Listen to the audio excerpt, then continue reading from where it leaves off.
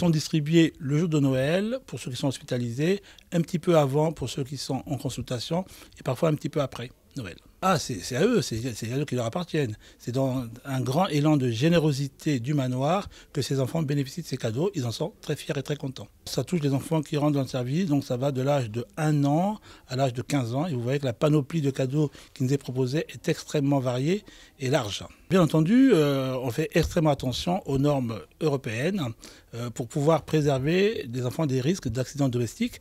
Et en particulier, on s'attelle à vérifier qu'il n'y a pas des pièces détachables qui peuvent être dangereuses ou dommageables pour la santé des enfants. L'entrée au manoir, normalement, est de 10 € quand on a la carte de membre. On pense en gros que les clients se sont dit, au lieu de payer 10 € l'entrée, on va acheter un jouet entre 10 et 15 €. Voilà. Il y a même des clients qui ont payé l'entrée malgré qu'ils ont ramené un jouet, ce qui est formidable. Cette année, les gens autant généreux que l'année dernière, on a 140 cadeaux cette année.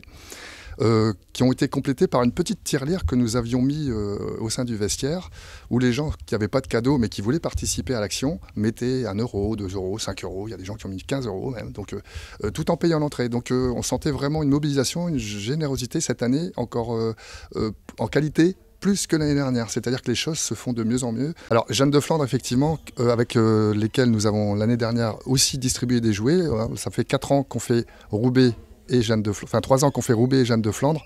Là on fait que Roubaix, tout simplement parce que Jeanne de Flandre ont effectivement un peu plus de budget, un peu plus de moyens que Roubaix n'a pas. Et je me dis que proportionnellement, ce serait peut-être mieux d'aller à Roubaix, ce qui est une véritable raison. Il y a le côté affectif, bien sûr, mais il y a aussi le côté budget, moyens, etc. Allons peut-être là où ils en ont plus besoin, quoi.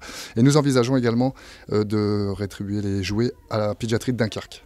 L'idée, c'est de recommencer de vendredi, samedi, dimanche. On ramène ce qu'on veut du moment que le jouet est neuf, pour des raisons de sécurité et d'hygiène.